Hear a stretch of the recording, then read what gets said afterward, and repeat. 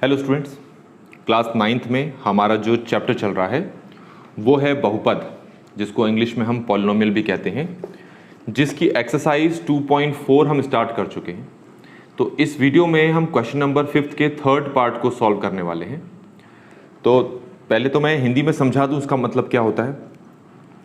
ये है कि आपको एक बहुपद दे रखा है x³ plus 13x² plus 32x plus 20, इसको इंग्लिश में कहते हैं पॉलिनोमियल। तो हमें इसके गुणनखंड निकालने हैं, इसके फैक्टर्स निकालने हैं। ठीक हो गया। अब सबसे पहला काम क्या है कि हम आगे समझें, तो पहले मैं क्या करता हूं, ये जो पॉलिनोमियल है, ये जो बहुपद है, इसको नाम दे देता हूं px। पहला काम मैं ये कर लेता हूं। दूसरा काम आप ये करें कि आप पहले तो वीडियो को लाइक कर लें और चैनल को सब्सक्राइब नहीं किया तो चैनल को सब्सक्राइब ज़रूर करें। तो अब हमें क्या करना है, इसमें पहले तो देखो इसकी डिग्री कितनी है, जिसको हिंदी में कहते हैं हम घात। डिग्री या घात क्या होती है, पहले देखो ये एक x है, ये x है, ये x है।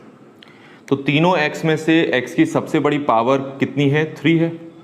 तो हम कहेंगे इस पॉलिनोमियल की, इस बहुपद की जो डिग्री है वो 3 हो गई, घात 3 हो गई। तो इसका मतलब इसके 3 फैक्टर्स निकलेंगे, 3 गुणनखंड निकलेंगे। अब वो गुणनखंड निकालने का तरीका क्या है वो आपको यहाँ पर समझना है। आप क्या करो, सबसे पहले ये जो बहुपद है ना, ये जो पॉलिनोमियल है, इसके लास्ट में जाओ, क्या लिखा है, 20 लिखा है। अब 20 किस किस के टेबल में आता है तो पहले तो वो लिख लो। आप ध्यान रखना, जब मैं कह रहा हूँ किस किस के टेबल में आता है तो इसका मतलब वो नंबर आपका प्लस में भी हो सकता है, माइनस में हो सकता है। तो 21 के टेबल में आता है तो मतलब -1 के टेबल में भी आएगा। 2 के टेबल में आता है तो मतलब -2 के टेबल में भी आएगा। 4 के टेबल में आ रहा है तो -4 के टेबल में भी आएगा। 5 के टेबल में आ रहा है तो मतलब -5 के टेबल में भी आएगा। तो ये 20 के फैक्टर्स हैं, 20 के ये क्या है, गुणनखंड। तो हम क्या करेंगे, ये तो ऊपर आपको पॉलिनोमियल दे रखा है, बहुपद दे रखा है, इसमें बारी बारी से हम ये जो नंबर्स दिखाई दे रहे हैं इनको पुट करते चलेंगे। ठीक है। तो सबसे पहले हम 1 को पुट करेंगे और देखेंगे हमारा आंसर क्या आ रहा है। तो मैं क्या कर लेता हूं, पहले मैं बहुपद को लिख लेता हूं, पॉलिनोमियल को लिख लेता हूं, जो कि है x³ 13x² plus 32x plus 20। अब क्वेश्चन ये होता है कि कब तक करना है, क्या सभी के लिए करना है। तो हम कहेंगे नहीं, हम वहां पर आकर रुक जाएंगे जहां पर x की ये वैल्यूज पुट करने पे हमारा आंसर 0 आ जाए। अब इसका क्या मतलब है, पहले हम 1 पुट करके देखते हैं कि आंसर क्या आ रहा है। तो मैं x = 1 पुट करके देखता हूं। तो यहां पर पुट किया तो ये p1, यहां पुट किया तो ये 1³, यहां पुट किया तो ये 13 × 1², यहां पुट किया तो ये 32 × 1 और यहां पुट किया तो ये 20 का 20। 1³ कितना होता है, 1 ही होता है। 13 × 1² कितना होता है, 1 ही होता है। 32 को 1 से मल्टीप्लाई करो तो कितना आ गया, 32 ही आया, प्लस 20। तो ये हो गया 1 प्लस मल्टीप्लाई करेंगे तो 13 प्लस 32 प्लस 20। अब कहीं पर भी माइनस का साइन नहीं दिखाई दे रहा आपको, इसका मतलब इन सबको प्लस ही करना है। 32 प्लस 20 हो जाएगा 52। 52 में 13 ऐड करोगे 65 और ये 66, आप भी अपने हिसाब से करके देख लें। तो आंसर 66 आ गया, जो कि 0 के इक्वल नहीं है। तो 0 के इक्वल नहीं है तो इसका क्या मतलब है, इसका मतलब है कि x = 1 जो है, इस वाले बहुपद, इस वाले पॉलिनोमियल का क्या नहीं है, शून्यक नहीं है, 0 नहीं है। तो हम यहां लिखेंगे x = 1 px का शून्यक नहीं है। और इंग्लिश में लिखेंगे x = 1 is not the 0 of the polynomial px। तो इससे क्या पता लगा हमें, अगर मैं 1 को यहां ले आऊं तो ये हो जाएगा x - 1। तो इसका मतलब है x - 1 = 0, px का गुणनखंड नहीं है, गुणनखंड नहीं है। और इंग्लिश में बोलेंगे x - 1 is not the factor of px। हमें यहां पर क्या फाइंड करना है, फैक्टर ही तो फाइंड करने हैं। तो पहला जो फैक्टर होता है, जो पहला गुणनखंड होता है, वो इसी तरीके से हम फाइंड करते हैं। एक एक वैल्यू को पुट करके चेक करते हैं कहां पर हमारा आंसर 0 आना चाहिए। अब 0 तो आ नहीं रहा, तो अब क्या करें, हम -1 पुट करके देखेंगे। तो चलिए अब -1 को पुट करने की बारी है। तो पहले तो मैं क्या कर लेता हूँ, उसी बहुपद को वापस लिख लेता हूँ, पॉलिनोमियल को वापस लिख लेता हूँ। तो ये है x³ plus 13x² plus 32x plus 20। अब हमें x की वैल्यू कितनी रखनी है, -1। तो जहाँ जहाँ x दिखाई दे रहा है वहाँ वहाँ ये -1 को रख दो। तो क्या बनेगा, p-1 इक्वल टू ये हो जाएगा -1 का क्यूब प्लस 13 मल्टीप्लाई -1 का स्क्वायर प्लस 32 मल्टीप्लाई -1 प्लस 20। ये समझ में आ गया होगा आपको। अब यहाँ पर देखो ये क्या है, -1 का क्यूब है। तो पहले आपको पता होना चाहिए कि -1 का क्यूब होता कितना है। -1 के क्यूब का मतलब होता है -1 मल्टीप्लाई -1 मल्टीप्लाई -1। अब ये माइनस और ये माइनस तो कैंसिल हो गया, तो इस माइनस का क्या होगा, ये माइनस तो लगा रहेगा। और 1 को मल्टीप्लाई करोगे तो 1 ही आएगा। तो -1 का क्यूब हो गया -1। तो -1 का क्यूब हो गया -1 प्लस 13। -1 का स्क्वायर क्या होता है, -1 का स्क्वायर का मतलब होता है -1 मल्टीप्लाई -1। अब ये माइनस से कैंसिल हो गया, तो 1 को 1 से मल्टीप्लाई किया तो 1 आया। तो -1 का स्क्वायर कितना हो गया, 1 हो गया। 32 को अगर मैं -1 से मल्टीप्लाई करूं तो हो जाएगा -32 प्लस 20। -1 प्लस 13 को 1 से मल्टीप्लाई करो 13 -32 प्लस 20। इसको सॉल्व करो और इसको सॉल्व करो। -1 प्लस 13 होता है 12, -32 प्लस 20 होता है -12, और 12 - 12 कितना होता है, 0।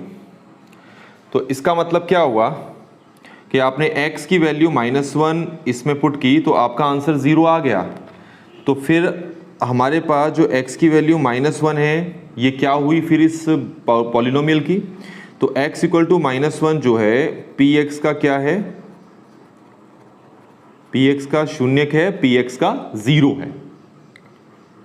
और अगर हम इसको यहां लेके आए तो ये +1 हो जाएगा। तो -1 px का 0 है, शून्यक है। तो -1 को जब यहां ले आए तो बन गया ये x+1। तो x+1 क्या होगा px का, x+1 px का होगा गुणनखंड, जिसको हम क्या बोलते हैं, फैक्टर।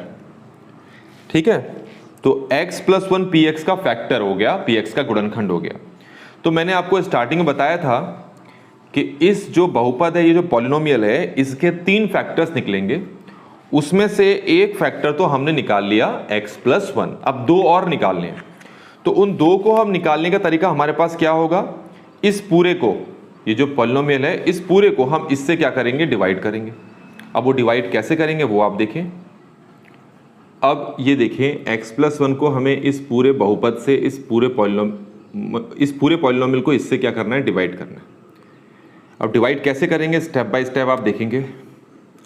हमें x का पहाड़ा पढ़ना है ताकि हमारे पास x³ आ जाए, पर हमने x का पहाड़ा तो सीखा ही नहीं है, x का टेबल तो सीखा ही नहीं है। तो तरीका क्या होगा हमारे पास करने का, सबसे पहले ये जो x³ है, इस x³ को इस x से क्या करें, डिवाइड करें। और डिवाइड करने का तरीका ये है, ऊपर हमारे पास 3x है, नीचे 1 है, तो 1 कट जाएगा तो हमारे पास कितना आ गया, हमारे पास x² आ गया। तो इसका मतलब ये हो गया कि x में अगर मैं x² मल्टीप्लाई करूंगा तो x³ आ जाएगा। ठीक हो गया। अब ये +1 को भी x² से ही मल्टीप्लाई करो, 1 को भी x² से मल्टीप्लाई करो तो 1x² आ गया। इसके आगे कोई साइन नहीं है, मतलब प्लस है। तो 1 को x² से करोगे तो ये हो गया +1x²। ठीक हो गया। अब x³ के आगे कौन सा साइन है, प्लस, तो हम लगा लेंगे माइनस। 1x² के आगे प्लस है तो हो जाएगा माइनस। तो x³ माइनस x³ कट गया, 13x² माइनस 1x² तो ये हो गया 12x²। और बाकी ऊपर वालों को एज इट इज उतार दो, जैसा लिखा है वैसा उतार दो। ये तो हो गया पहला स्टेप। अब अगला स्टेप भी वैसे ही परफॉर्म करना है जैसे हमने पहले परफॉर्म किया था। हमें लाना क्या है 12x² और पहाड़ा किसका पढ़ना है हमने x का। तो हम क्या करेंगे, पहले तो 12x² को इस x से क्या कर देते हैं, डिवाइड कर देते हैं, काट देंगे तो क्या बचा हमारे पास आंसर आया 12x। तो इसका मतलब ये हुआ कि x में अगर मैं 12x से मल्टीप्लाई कर देता हूँ तो मुझे क्या मिलता है, 12x² मिलेगा। ठीक हो गया।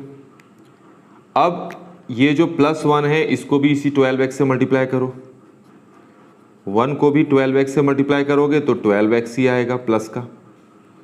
तो +1 को 12x से किया तो हमारे पास आ गया +12x। अब एक लाइन खींचेंगे, अब माइनस करना है। तो माइनस करने के लिए क्या करेंगे, इसके आगे जो साइन है उसका उल्टा साइन हम नीचे लिख देंगे। इसके आगे का साइन है प्लस, कोई साइन नहीं दिखाई दे रहा तो क्या है प्लस, तो उसको हटाकर क्या कर देंगे हम माइनस। इसके आगे का साइन क्या है प्लस, इसको हटा के क्या कर दिया हमने माइनस। तो 12x² माइनस 12x² कट जाएगा, +32x माइनस 12x ये हो जाएगा 20x और लास्ट में हमारे पास क्या बचा, 20 बचा। अब फिर वही करेंगे हम, x का पहाड़ा पढ़ेंगे ताकि हमारे पास क्या आ जाए, 20x आ जाए। तो उसके लिए हम 20x जो लाना है उसको ऊपर रखेंगे और जिसका पहाड़ा पढ़ना है नीचे लिखेंगे। कट जाएगा तो हमारा आंसर कितना आया, 20। तो इसका मतलब ये है कि x में अगर मैं 20 से मल्टीप्लाई कर दूं तो ये हो जाएगा 20x। अब इस +1 को भी इसी +20 से मल्टीप्लाई करेंगे तो आंसर कितना आएगा, 20 ही आएगा। अब एक लाइन खींचेंगे, 20x के आगे कोई साइन नहीं दिखाई दे रहा तो मतलब है प्लस, तो उसका उल्टा साइन हो गया माइनस। इसके आगे का प्लस है तो हो गया माइनस। 20x माइनस 20x क्या हो गया, 0।